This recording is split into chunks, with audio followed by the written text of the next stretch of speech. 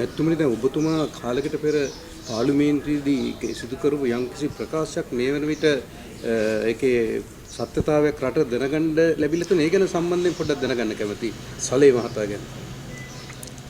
ඔව් මම මුලින් ඉඳන්ම මට ඒ විශ්වාසය තිබුණා. මොකද අපි දන්නවා සලේලා රාජකාරී කරේ කොහොමද, කවුද ආශ්‍ර කරේ, මොන පැතිවල රාජකාරී කරේ, ඒ වගේ දේවල්. සලේ ඇත්තට මම හමුදාපති කාලේ අපි අවසාන යුද්ධ ඉවර කරද්දී මම වැදගත් බුද්ධි තනතුරක් දීලා මගේ යටතේ ඒව තියාගත්තේ නැහැ. ඒ වෙලෙත් ගෝඨාභය යටතේ හිටියා ජෙනරල් හෙන්ද විතාන කියලා විශ්‍රාමිකයෙක්. එයා යටතේ තමයි සලේ ඉඳගෙන වැඩ කරේ වෙලාවේ. ඉතින් අපේ කාලේ සිද්ධ වෙච්ච විශේෂිත මෙහෙයුම් ඔය තමිල් චෙල්ලම් ඝාතන අරවා මේවා ඒවා කරන බුද්ධියන්ස අපේ වෙනම තිබුණා. කොළඹ ආදී පැතිවල නොයෙක් ප්‍රශ්න තිබ්බා ඒ කාලේ. යම් කිසි කණ්ඩායමක් ඉඳගෙන ඝාතන මාධ්‍යවේදීන් ඝාතන වගේ දේවල් සිද්ධ වුණා. මම විශ්වාස කරා දිගටම ඒ ගෝඨාභය යටතේ ඉඳගෙන වැඩ කරපු කණ්ඩායම ටීම් එකක් හිටියා කියලා ඒ වගේ දේවල් කරන. එතකොට ඔය සලේලා ඒ හෙන්දිතරණ කියන අය ඒගොල්ලෝ තමයි ඉතින් කොළඹ බුද්ධි වැඩ ඔක්කොම ගෝඨාභය තමයි මෙහෙව්වේ. ඒ කණ්ඩායම් හදාගෙන හිටිය ගෝඨාභය ඒගොල්ලොත් එක්ක වැඩ කරේ. ඊට අමතරව නැගෙනහිර පැත්තේ ඔය සම්බන්ධතාව සහරාන්ට පඩි දෙන්නේ ඒවා, සහරාන්ලා බුද්ධ්‍යංශවලට ගාව ගන්න ඒවා ඒ ඔක්කොම යුද්ධය ඉවරනට පස්සේ කරපුවා. ඒව කරේ සහරාන් තමයි ඊට පස්සේ යුද හමුදාවේ බුද්ධ්‍යංශ භාරව ක්‍රියා කරන ගමන් අර දේවල් අලුතෙන් පටන් ගත්තේ ඔය සලේලා තමයි. තව හිටියා හමුදා නිලධාරි කීප දෙනෙක්. මම ඒගොල්ලෝ ගැන පාර්ලිමේන්තුවේ කිව්වා. ඒ කතාවල ඒ නමුත් තියෙනවා. එතකොට මම ඒ පසුබිමත් එක්ක මට විශ්වාසයක් ඇති වුණා. ඉතින් සහරාන් ළමයි කරපුවා හැමෝම දන්නවනේ. ඒ සහරාන් එක්ක ගනුදෙනු කරේ කවුද කියලා අපි දන්නේ හින්දා තමයි මම සලේගේ නම සඳහන් කරේ. ඒ වගේම මේ අනිත් උද්യോഗයේ විශේෂම බෙදලා දැන් විපක්ෂය චෝදනාවක් කරන මාධ්‍යයේ ඊබ්‍රාහිම්ගේ ඒ රත්තරන් බඩු සායේ සියලු දේ ඔහුට ලබා දෙන ගමන් එක දවසම සලේව අත්අඩංගුවට ගත්තා. ඒ කියන්නේ රණවිරුවෙක්ව අත්අඩංගුවට අරන් පාස්කු ප්‍රහාරයට සම්බන්ධ තමන්ගේ පුතුන් දෙදෙනා විසින් ක්‍රියාත්මක කරපු ඒ ඊබ්‍රාහිම් හොඳ කරමින් යනවා. මේ ගැන මොකද අදහස ඔබතුමා? මෙහෙමයි ඉතින් පුතු ත්‍රස්තවාදී වුණා කියලා තාත්තලා අත්අඩංගුවට ගන්න ක්‍රමයක් මේ රටේ තිබිලත් නැහැ, ලෝකේ කොහෙවත් නැහැ. ඒ වුණා මේ රටේ ත්‍රස්තවාදී ප්‍රශ්න කීවතාවක් තිබුණාද? එතකොට හැම වතාවෙම දැන් ප්‍රභාකරන් ඝාතනය වුණාන් පස්සේ ප්‍රභාකරන්ගේ දෙමව්පියන්ට එළියට ඇවිල්ලා වෙල්ලෙටිතුරේ ජීවත් වෙන්න අපි අවසර දීලා තිබ්බා. දැන් ප්‍රභාකරන් කරපු ඝාතනත් එක්ක බැලුවා මෙහෙනම් මේ ඉබ්‍රාහිම්ගේ පුතු කරපුවා මොනවාද? එහෙම ක්‍රමයක් නැහැ. ඉබ්‍රාහිම් සාමාන්‍ය පුරවැසියෙක් හැටියට එයා වරදක් කළා තියෙනවා නම් එයාට ඒවට මුහුණ දෙන්න වෙයි.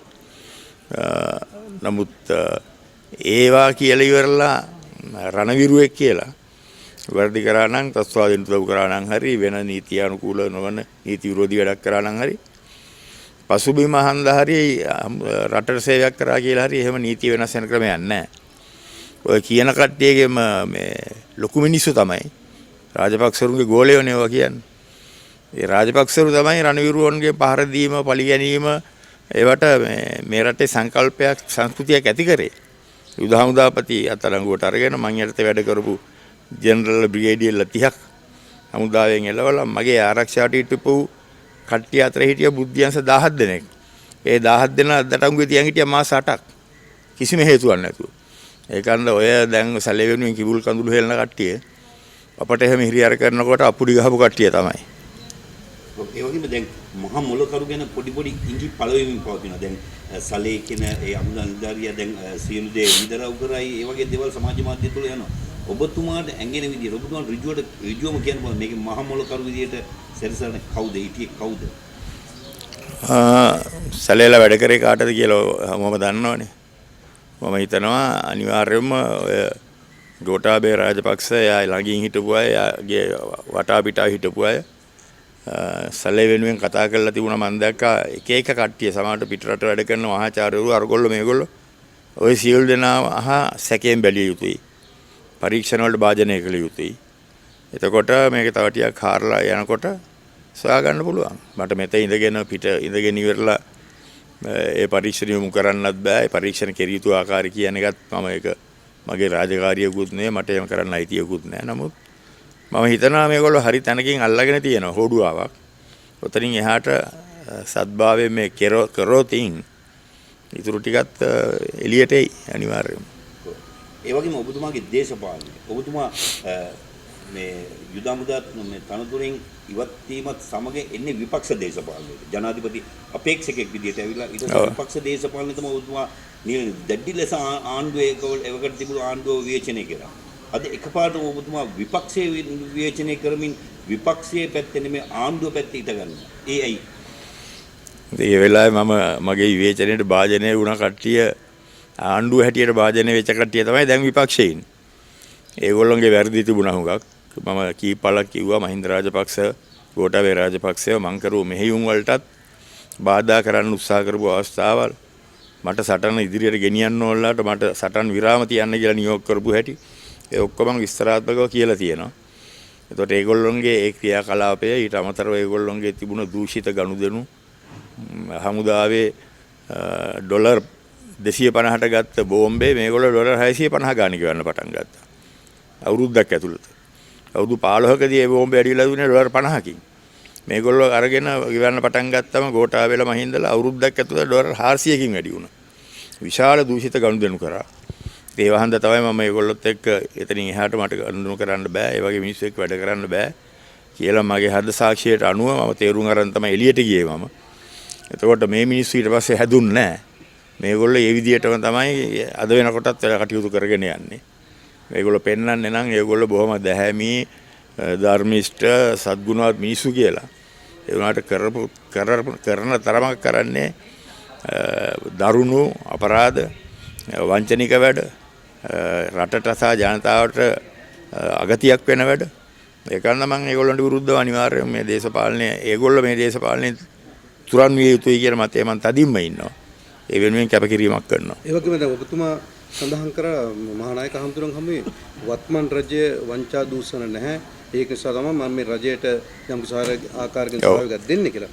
නමුත් මේ වෙන විටම ගල්ලංගුරු වංචාව තියෙනවා කියලා සඳහන් කරන රුපියල් බිලියන 8ක වංචාවක් තියෙනවා කියන හිටපු වංචනික ආකාරයෙන් සහතික ඉදිරිපත් කළ හිටපු කතානායකවරයෙක් ඉවත් කරා. එයා කියන්නේ තවත් සහතික ඉදිරිපත් කරපු අයෙක් ඉන්නවා.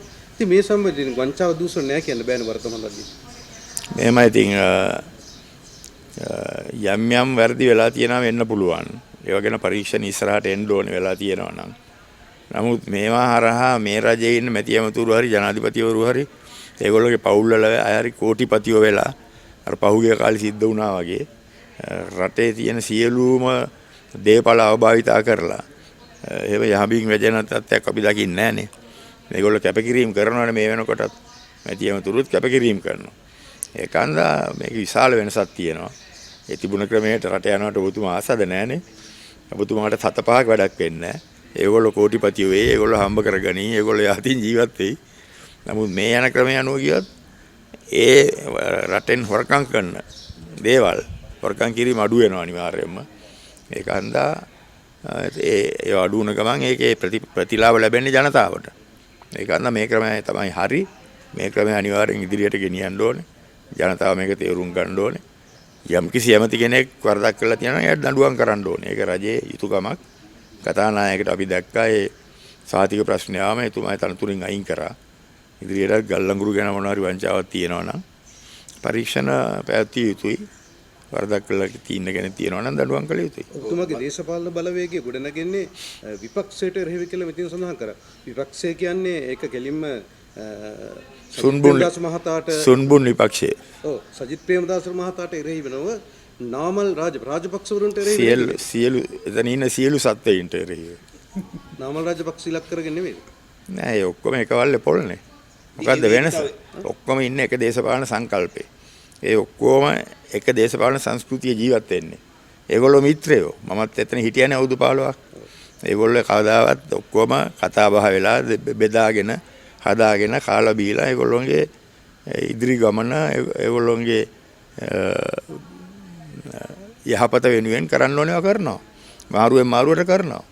එතකොට මම දෙක දන්නේ හින්දා තමයි මම එතනින් අයින් වුනේ. මම ජනාධිපතිවරණයටත් ඉස්සෙල්ලා අයින් වුනේ. එතන ඉන්න මට හිරිකිතක් වගේ තියුණා. හිටියා බැලුවම විශ්වාස කරන්න පුළුවන් මිනිස්සුත් නැහැ. රටට ආදරේ මිනිස්සුත් නැහැ. අවංක මිනිස්සුත් නැහැ. තක්කඩිය වැඩි. ජනතාවගෙන් ලූට් එක හූරා ගන්න මිනිස්සු ඒ චේතනාවෙන් වැඩ කරන අය වැඩි.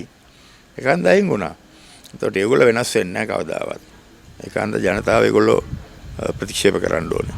ඔව් වත්මන් ජනාධිපතිතුමා වරක කියනවා එතුමාව පරද්දන්න නම් එතුමාට වඩා හොඳ පිරිසක් බී වෙන්න ඕනේ කියලා. අද සංජීව රණතුංග මහතා නායක ස්වාමීන් වහන්සේ ඉදිරියේ කිව්වා ඒගොල්ලන්ටත් වඩා හොඳ පිරිසක් නිර්මාණය කරමින් ඉන්නවා කියලා. මොකක්ද ඒගොල්ලන්ටත් වඩා ඒ කියන්නේ වත්මන් ආණ්ඩුවටත් වඩා හොඳ තත්ත්වයක ඔබතුමාලා මොකක්ද නියෝජනය කරන්නේ? එමය යම් අංශ වලින් වර්තමාන ආණ්ඩුවේත් අඩුපාඩු තියෙනවා. යම් අංශ වලින් අඩුපාඩු තියෙනවා. අපි දකින්න විදියට අපේ දැක්ම අපේ විෂන් එකම නෙමෙයි වර්තමාන ආණ්ඩුවේ දැක්ම විෂන් එකයි. අපි හුඟක් ඉහළ මට්ටමකින් තමයි මේ රට බලන්න උත්සාහ කරන්නේ. එක උදාහරණයක් ගත්තොත් දැන් එක පුද්ගල ආදායම ඩොලර් 3500යි. හැමදාම උතනම තමයි. 3600ට යනවා ආයි 4ට 400ට බහිනවා. අපි දකින්නේ ඊට වඩා හුඟක් ඉහළ මට්ටමක සාර්ථකත්වය මේ රටට තියෙන්න ඕනේ. ඒක පුද්ගල ආදායම ඩොලර් 9000 10000 වගේ තැන් වලට යන්න ඉලක්ක කරන්න ඕනේ. එතකොට අපි දකින්න තැන් අපේ විෂන් එක දැක්ම අපේ ඉලක්ක වර්තමාන ආණ්ඩුවේ ඉලක්කම නෙමෙයි. ඊට වඩා පොඩ්ඩක් වෙනස්. හැබැයි ඒගොල්ලෝ කරන හොඳ දේවල් අපි අනුමත කරනවා. සමහර දේවල් අපි හිතනවා හරි පිරිසක් අපට හදන්න පුළුවන් ඊට වඩා පියවරක් ඉස්සරහට තියන්න පුළුවන් ඒවා. හැබැයි ඉතින් ඒගොල්ලෝගෙන් ගැලවුණොත් ආණ්ඩුව කවදා හරි අර සුන්බුන් විපක්ෂයට ගියොත් ඒ වුණොත් ආයේ රටට ඉතින් දෙයියන්ගේ පිටයි තමයි. ආණ්ඩුවේ යෝජනාවක් කරනවා පීල් මාස සරත් පොන්සේකා මහතාට අමාත්‍ය ධූරයක් බාරගෙන මේ රටට සේවයක් කරන්න බාර ගන්න. දෙපාරක් හිතන්න ඕනේ. මගේ ස්ථාවරය තමයි මේ ආණ්ඩුව ගේන දරදී ඇදුව පිරිසක් ඉන්නවා. ඒකට ඒ වගකීම් දැරීම, තනතුරු දැරීම ඒ සියල්ලම ඒගොල්ලන්ට තමයි යන්න ඕනේ. ඒක එහෙම නැතුව පිටින් කට්ටියක් ඇවිල්ලා ඒවා බාර අරගෙන කරන්න හැදුවම ඒක සාර්ථක නොවෙන්නත් පුළුවන්. මොකද ඒගොල්ලෝගේ කණ්ඩායමක් ඉන්න ඒ කණ්ඩායම ඇතුළේමයි තමයි වගකීම් දරන්න ඕනේ.